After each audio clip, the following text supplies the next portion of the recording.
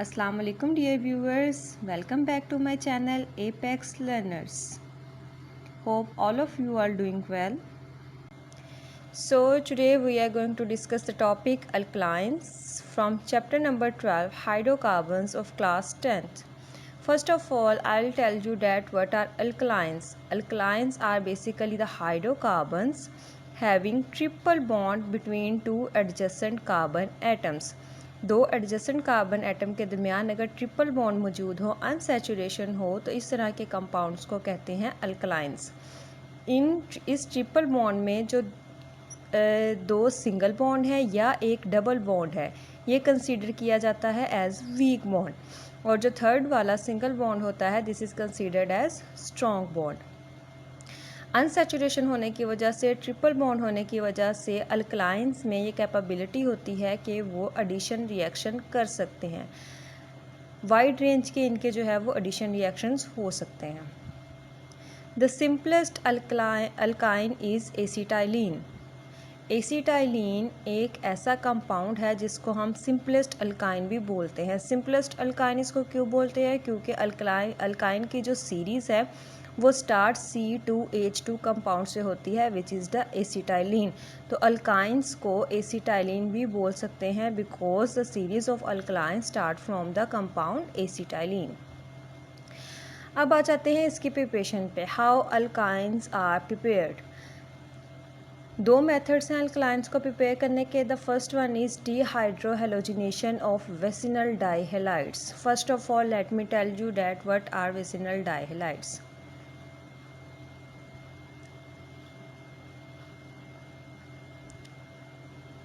If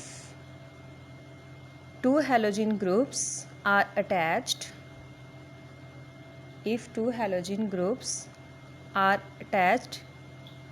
with adjacent carbon atoms, then this type of compound is called vicinal dihalide.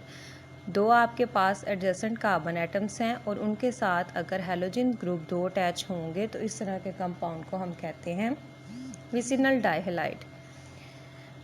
अब carbon ने अपनी valency complete करनी है। यहाँ पे हाइड्रोजन अटैच होगा, यहाँ पे हाइड्रोजन अटैच होगा, हाइड्रोजन एंड हाइड्रोजन, ये सेटिस्फाइड हो गई कार्बन की वैलेंसी 4। विसिनल डाइहेलाइड जब रिएक्ट करता है पोटाशियम हाइड्रोक्साइड के साथ,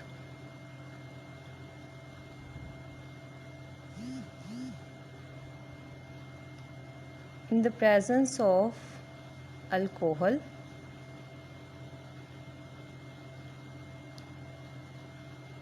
एट 100 डिग्री सेल्सियस टेम्परेचर, तो हमारे पास जो प्रोडक्ट बनती है डैट इज़ इथाइन।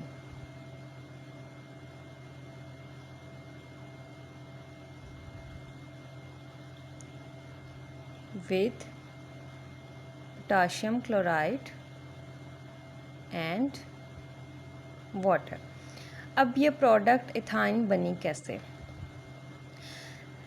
इस मेथड के नाम से ही हमें पता चलता है dehydrohalogenation. De means removal of hydrogen, halogenation halogen compound, removal of hydrogen and halogen compound. इन दोनों एडजेसेंट कार्बन एटम से एक एक हेलोजिन ग्रुप और एक एक हाइड्रोजन रिमूव हो जाएगा। जब यहाँ से हेलोजन ग्रुप्स रिमूव हो जाएंगे और दोनों तरफ से एक एक हाइड्रोजन रिमूव हो जाएगा तो कार्बन के पास बाकी क्या बच गया? इस कार्बन ने एक बॉन्ड इस हाइड्रोजन के साथ बनाया हुआ है, इसने इसके साथ बनाया हुआ है और एक बॉन्ड इन दोनों के दरमियान में है। मीन्स ये कि अगर हम वैलेंसी सेटिस्फाई करने की कोशिश करें तो इस कार्बन ने ये दो बॉन्ड बनाए हुए हैं, यहाँ पे अभी टेंडेंसी है टू और बॉन्ड्स क्रिएट करने की।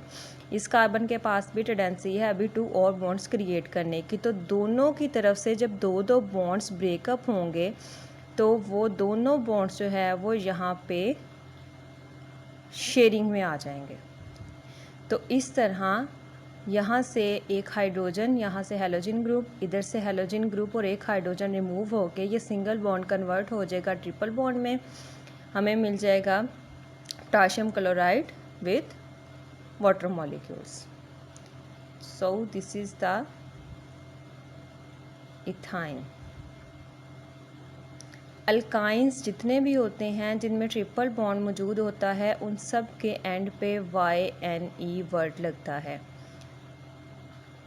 तो हमें जो है वो इसके नाम से ही पता चल रहा है दिस इज़ एन अल्काइन। और इसमें दूसरी इसकी जो है निशानी ये है कि इसमें ट्रिपल बॉन्ड प्रेजेंट है। And the next method of preparation of alkyne is dehalogenation of tetrahalides. Dehalogenation means removal of halogen group.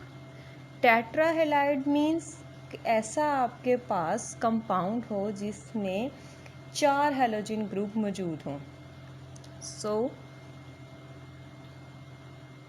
if we have a compound having 4 halogens,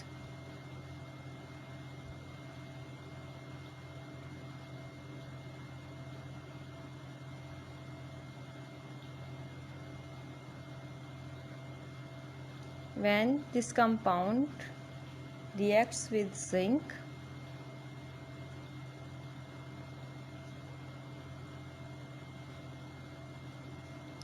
and heat is given to the reaction, then we get the product ethyne plus zinc chloride.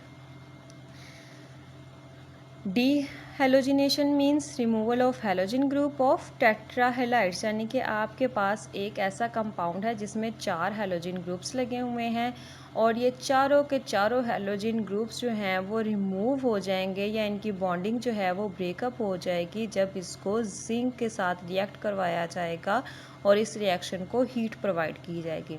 यहाँ से दोनों तरफ से bonding breakup हो गई। अब इस carbon के पास भी 2 बॉन्ड बनाने की टेंडेंसी है, इसके पास भी 2 बॉन्ड्स बनाने की टेंडेंसी है। तो ये आपस में जो है वो डबल बॉन्ड क्रिएट करके ट्रिपल बॉन्ड में कन्वर्ट हो जाता है and this is an alkyne.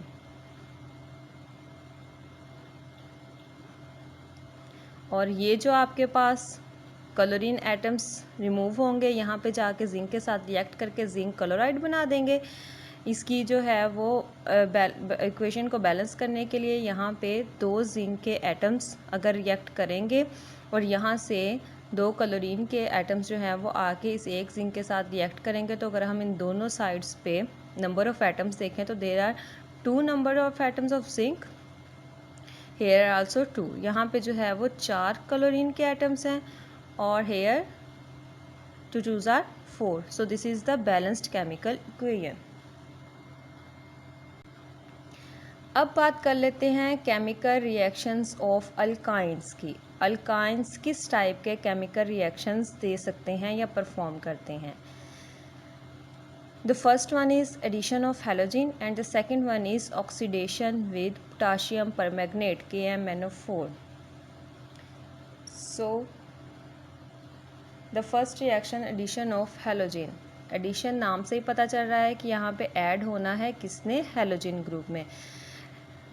इस वीडियो के स्टार्ट में ही मैंने आपको बताया था अल्काइंस जो हैं वो wide range of addition reaction देते हैं। क्यों? क्योंकि इनमें ट्रिपल बॉन्ड होता है, इनमें टेंडेंसी होती है 2 वीक बॉन्ड्स को ब्रेकअप करके एटम्स को अपने अंदर जगह देने की कि वो आके इनके साथ अटैच हो जाए। एक जो इसमें स्ट्रॉन्ग बॉन्ड है वो रिटेन रहता है, मेंटेन रहता है बिटवीन 2 एडजेसेंट कार्बन एटम्स, और जो 2 साथ में सिंगल बॉन्ड या फिर एक डबल बॉन्ड होता है वो वीक बॉन्ड होता है, वो ब्रेकअप हो जाता है और बाहर से आने वाले एटम्स को जगह दे देता है कि वो इसमें ऐड हो जाए। So here we have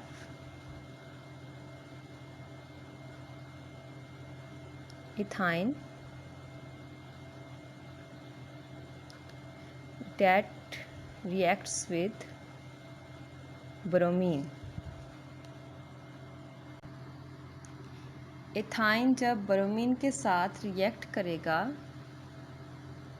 so this is the addition of halogen. तो ये आपके पास जो हेलोजन है ये यहाँ से जाके इसमें ऐड हो जाएगा। अब यहाँ से ये कैसे ऐड होगा,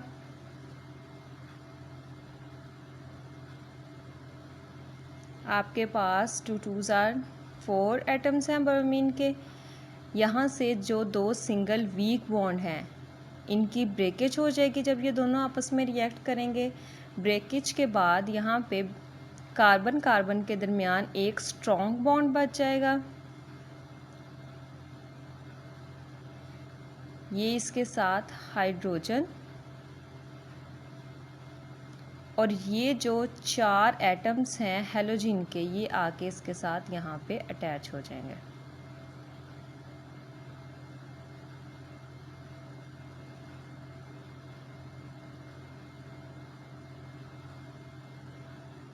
So we will get the product tetrabromoethane.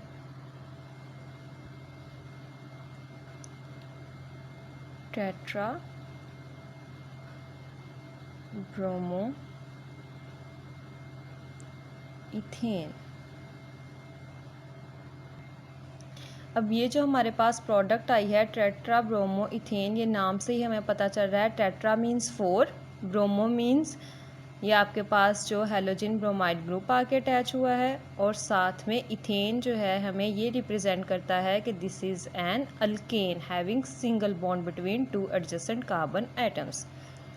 So now comes to the oxidation with potassium permanganate. ये आपके पास रिएक्शन कैसे होगा? सबसे पहले ethyne will reacts with potassium permanganate in the presence of water molecules. So you will get the product. यहाँ से वैसे ही एक डबल बॉन्ड या फिर दो सिंगल बॉन्ड जो वीक हैं वो ब्रेकअप हो जाएंगे। पीछे क्या बच जाएगा? कार्बन कार्बन के दरमियान सिंगल बॉन्ड, ये हाइड्रोजन एटम्स, और साथ में इनके आके अटैच हो जाएंगे alcoholic groups that are OH।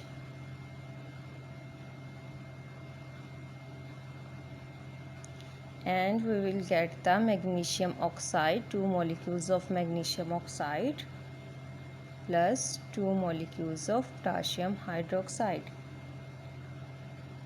This product is basically the intermediate product.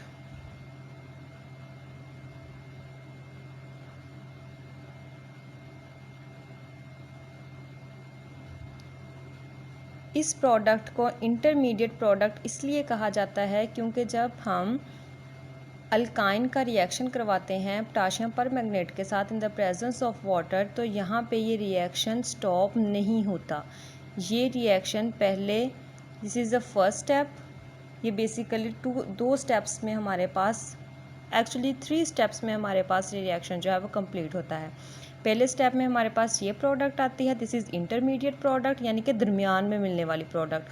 अब ये जो हमारे पास प्रोडक्ट आई है इसमें से फर्दर जो है वो रिमूवल ऑफ वाटर होगा। सेकंड स्टेप में क्या होगा हमारे पास?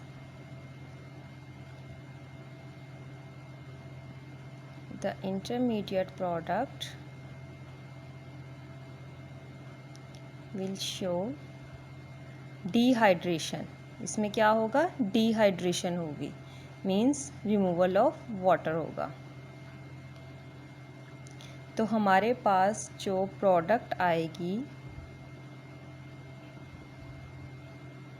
This product is called ग्लाइऑक्सल।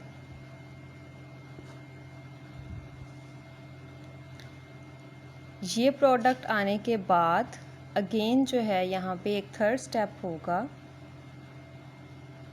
जिसमें ये जो हमारे पास प्रोडक्ट आई है ग्लाइऑक्सल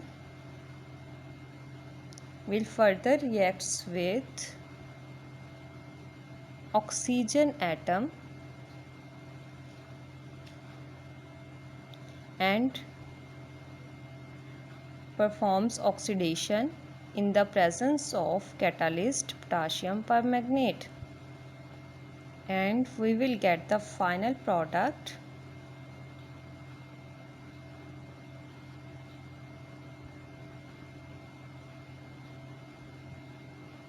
and this product is called oxalic acid.